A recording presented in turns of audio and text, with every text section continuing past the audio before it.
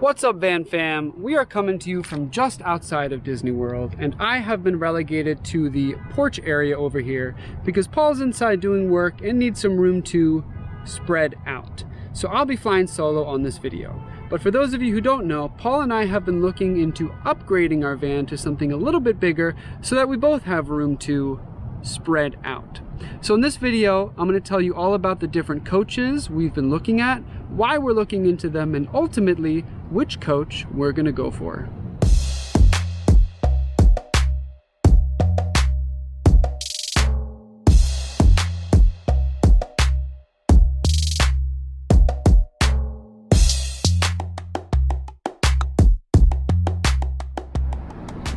So there is a lot to love about our 2020 59KL Winnebago Travato National Park Foundation Edition camper van. The first of which are these killer graphics. Am I right? She looks pretty sleek, and we actually do get a fair number of compliments on her. And being the modest guy that I am, I don't put too much stock in it, but it's nice to be complimented on a pretty van. The other aspect of this van that's really cool is she is 21 feet long, which means she just about fits in a standard parking spot. You'll see that she's going over the edge a little bit, but she's tight enough that we can, maneuver her around city parking lots. And really the test for me is whether or not I can parallel park her in the French Quarter in New Orleans, and I've been able to do so, albeit with some stress and white knuckles. The other thing we absolutely love about this van is the Volta Pure 3 lithium system that it comes with, and it essentially gives us unlimited power because it has 11,600 watt hours of power. It has a 3,600 watt inverter, so we can run multiple heavy appliances at once. And it's got a killer second alternator, so it's really quick to charge the lithium battery pack, either driving or doing a stationary manual charge. All of which we love. We boondock full time, we're off grid for long periods of time, and we never think about power. So this is an awesome feature of the Winnebago Travato KL. We also really like the floor plan of the coach. So it's got kind of an open concept floor plan, which reminds us a lot of the apartment we used to live in Brooklyn. So there's a lot of natural light, a lot of usable space, and we've got twin beds, which is a marriage saver. It also comes with a lot of great storage and, again, a lot of usable space. So in general, we really like the layout of the van. So now that we've talked about what we love, let's talk about some of the challenges. One of which is the lack of separate space. So one of the things that we love about the coach, the open floor plan, also makes it a challenge to be able to do work at the same time. And Paul and I both work full-time from the road, so we need some good workspaces. And the current coach we have has a little space with kind of a pull-out airplane desk, which works okay, but then when Paul's doing work and I want to do something, I have to leave the van or use the back office, aka the bathroom. So we're looking for a coach that has a separation of spaces and also allows us to keep those twin beds. Challenge number two, this is our laundry back here. Anyways, challenge number two is the limited tank sizes. So we have 12 gallons of black tank, 13 gallons of gray, and 18 gallons of fresh, which doesn't last a very long time. So we wind up having to dump a lot and fill a lot, which is just not that convenient. So we're looking for something with a little bit more fresh water capacity, and certainly if we could get more black and gray tank availability, that would be great as well. The other gripe that we have about this van is the bathroom space. It's just not the most convenient to use. So we took a shower this morning, and you can see it's just kind of like a mess of curtains, and they're all wet. And when you shower in it, everything gets a little wet, the curtain's sticking to you. It's just not a pleasurable shower. All right, so now let's talk about the different coaches that we're considering and weigh out the pros and cons of each. The first coach is the Winnebago Boldt, which is really neat because it is similar to what we have, only it's a bit longer, so it has a separate dinette area where we can do work, and also keeps those twin beds that are keeping our marriage alive. It also comes with the Volta system, which is near and dear to our hearts, only this system has even more lithium at, I think, 12,600-ish watt hours, which is amazing. It also comes with bigger tanks, so we would have more fresh water and bigger gray and black tanks, so we could stay a little bit longer boondocking without having to dump or fill up.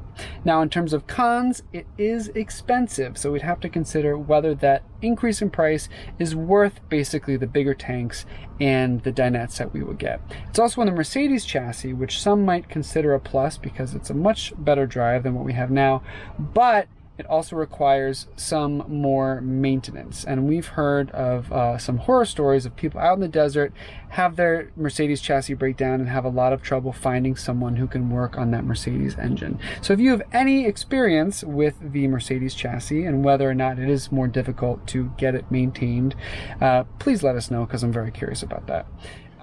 All right, so the next coach we're considering is the Winnebago Revel. Now, the Revel is shorter and it's a lot more rugged, so we could take it in places that we really have no business taking our Travato, but we still do from time to time because we're in search of some of the best boondocking spots. But with the Revel, no question, we could take it a little bit further than we can our Travato. It's also got a separate dinette area to a sleeping area, but that sleeping area is really small, and I don't think at this point in our relationship we could downgrade from separate twin beds to a small shared bed, but we'll see. The Revel also doesn't have a Volta system. Now, it does have lithium batteries, but nowhere close to the capacity that we have in our Travato. And I just don't know if at this point we could make a lifestyle change where maybe we wouldn't be running the air conditioner as much as we are, or we'd really have to think about our power management and the temperature and climate of where we're traveling to. The Revel also has a cassette toilet, which is 5 gallons, and it's one of those portable toilets where you have to kind of pull out the cassette and then dump it, ideally in a pit toilet, but some people do say they can dump it in a standard flush toilet, which might give you more versatility, but I would be really anxious dumping something so stinky and messy in a standard flush toilet in a business. And with all of the urban boondocking that we do, I just don't foresee that being a good option for us. Now, if we were looking for something like the Revel, but with the Volta power system, look no further than the Storyteller Overland, which is a really cool van. It's really well done, really thoughtfully designed. All of the features and the way that it's put together is really beautiful, and you have that nice Volta system, so you can stay off grid for a while, you can run your air conditioner all night with no issues, and you can really quickly charge it up while you're on the highway. The third coach that we're really excited about, and everyone is really excited about, is the Winnebago EKKO. And this we love because it's got a great layout, a lot of extra space. We have separate twin beds in the back that we can actually curtain off to separate that space, and a nice dinette set in the front for us to work at. So really great layout.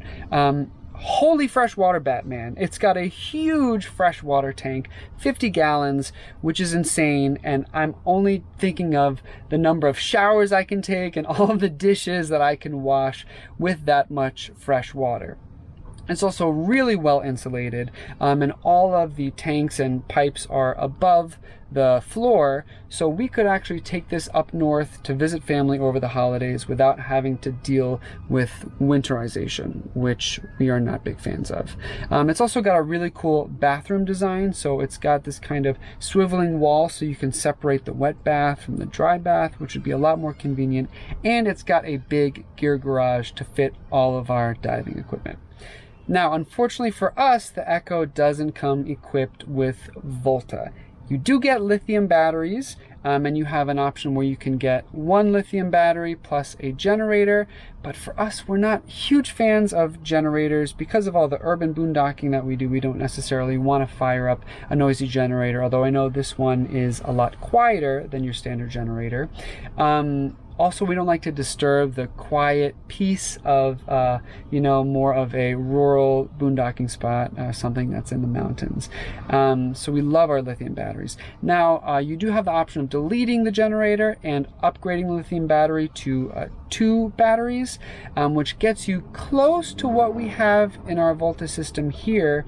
But because of the mechanics of it, which I'm not going to go into, it just doesn't charge as quickly. So you'd have to drive it for a longer period of time on the highway in order to charge up those batteries. And you also don't get the manual charge and auto start features, which we do love about the Volta.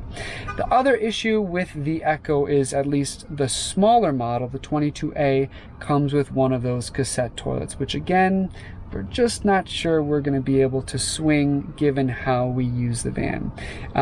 Now the bigger option, the 24C, does come with a standard gray and black tank, and it has a nice slide out galley as well, but it is a little bit longer at 25 feet. But it's certainly something we would consider if it gives us all of the features that we want. And last but not least is the leisure travel van's wonder, which is built on the Ford Transit chassis, much like the EKKO. And in looking at some of these pictures, I'm honestly blown away at just how beautiful it looks. It looks really well designed, really well made. A lot of fantastic floor plans to choose between. You can get rear twin beds, or you can get a rear lounge, which looks really nice. Now, one of the challenges about these vans is the wait time. So I've heard anywhere from 12 to 18 months just to get your hands on a van. It also doesn't have that Volta system that we have grown to love. So that's one of the cons as well about the power system. Now, I know I didn't really do a deep dive on the specs for all of those different coaches, and I breezed over a lot of features that might be important to you, but I just wanted to share some of the important features for us that we think about in our discussions of what coach we're going to ultimately move into.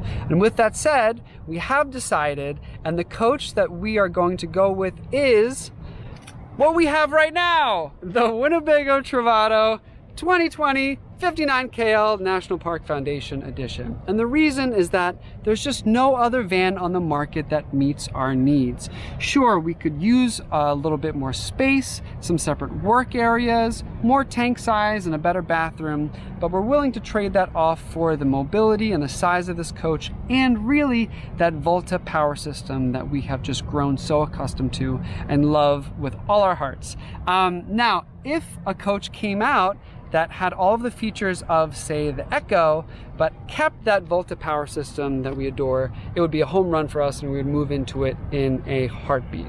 Now, if you think we're wrong, please let us know. Feel free to comment down below with your thoughts on all of our different coaches and whether we're making the right decision to stick it out until something a little bit better comes out that suits our needs. But until next time, feel free to like and subscribe, and we will see you in the next video.